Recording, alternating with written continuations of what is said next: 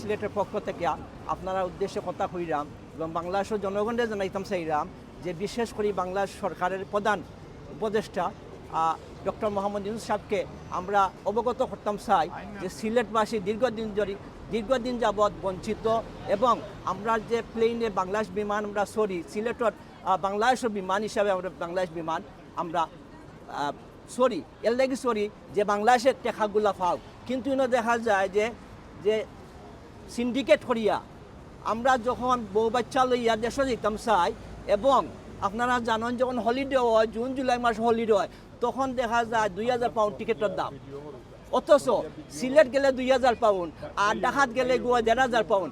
এই কি অবস্থা বাংলাদেশের দুইটা নীতি আমরা বুঝতে পারি না এবং অন্যান্য এয়ারলাইন্সের লগে টালি দিয়া চলতে হইব। অন্যান্য এয়ারলাইন্সে 500-700 পাউন্ডের টাকায় টিকিট পাওয়া যায় আর আমরা এয়ারলাইন্সও 1000, 1500, 2000। এই যে অবস্থা, এই যে বৈষম্য, এই বৈষম্যর বিরুদ্ধে আন্দোলন করিয়া জুলাই আন্দোলনও ছেলেরা মারা গেছে এবং এই আন্দোলনের কারণে আপনার সরকার প্রতিষ্ঠিত হয়েছে। আমরা আশা করব আজকের এই বর্তমান সরকারে সিলেটবাসীর দাবি অক্ষরে পালন করা লাগি।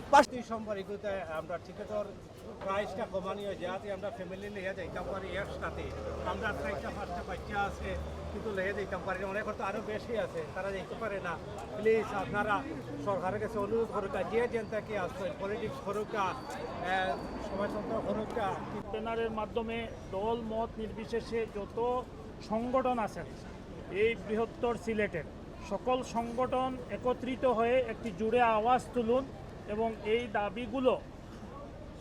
দাবিগুলোর সাথে একত্রতা প্রকাশ করুন এবং যাতে এই দাবিগুলো পূরণ হয় সঠিক জায়গা মতো, যাতে আমরা একটা অ্যাপ্লিকেশন দাখিল করতে পারি। অতীতে আরও অনেকেই অনেক অ্যাপ্লিকেশন দাখিল করেছেন, অনেক কথাবার্তা হয়েছে, কিন্তু আজ পর্যন্ত ওইভাবে লক্ষণীয়ভাবে কোনো ফল পাওয়া যায়নি।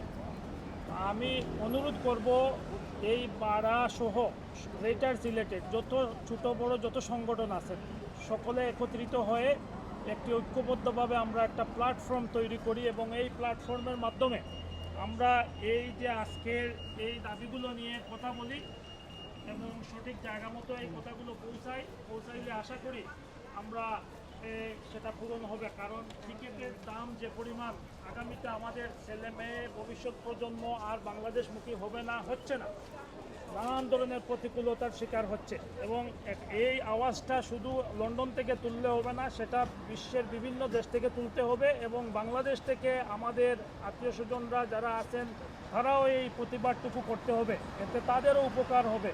আমরা যদি এই লন্ডন থেকে দেশে না যাই তাহলে দেশের অর্থনীতি চাঙ্গা হবে না, অনেক বিষয় এটার সাথে জড়িত।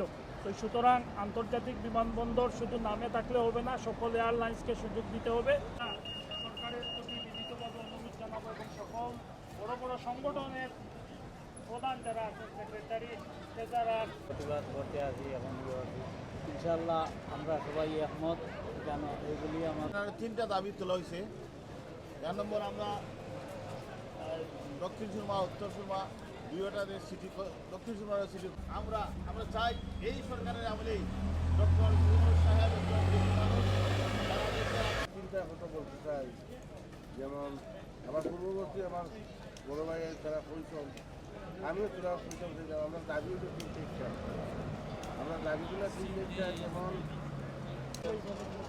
অ্যাকচুয়ালি আমাদের দাবি হলো সিলেট নিয়ে। সিলেটে আমাদের পূর্ববর্তী বক্তারা বলে গেছেন যে আমাদের যে দাবিগুলো স্টেশনের সামনে, লন্ডন করা হামলের সামনে, এই দাবিগুলো অত্যন্ত যৌক্তিক দাবি। ইন্টারন্যাশনাল এয়ারপোর্ট সিলেটকে করা, সিলেটের যে সুরমা, কুশিয়ারা, মনু এই নদীগুলোকে যাতে পূরণ করা হয়, তারপরে পাশাপাশি বিমানের ভাড়ার ব্যাপারে যাতে এটা সহনীয় পর্যায়ে থাকে এবং বিমানসহ অন্যান্য এয়ারলাইন্সগুলো যাতে সিলেট এয়ারপোর্টে যায়, এই যৌক্তিক দাবি। পাশাপাশি আমি আরেকটা দাবি জানাতে চাই, সেটা হচ্ছে যে আমরা প্রবাসীদের ভোটের দাবি। এই জিনিসটা নীতিগতভাবে গভর্নমেন্ট এবং ইলেকশন কমিশন অবশ্যই তারা একমত হয়েছেন। এটাকে যাতে যত তাড়াতাড়ি সম্ভব কার্যকরী ভূমিকা এবং কার্যকরী ব্যবস্থা নেওয়া হয়, এই সবগুলো দাবির প্রতি আমরা সিলেটবাসী, আমরা লন্ডনে যারা আছি বাংলাদেশি এবং ইউকের প্রত্যন্ত অঞ্চল থেকে আগত সকল নেতৃবৃন্দকে শুভেচ্ছা জ্ঞাপন করছি। চির অবহেলিত বঞ্চিত সিলেট, এই সিলেটের ন্যায্য দাবি বিমানের ভাড়া কমানো, এই সিলেটের ন্যায্য দাবি সুরমা, মনু এবং কুশিয়ারা নদী অনতি বিলম্বে খনন করতে হবে। বর্তমান সরকারের কাছে আজকের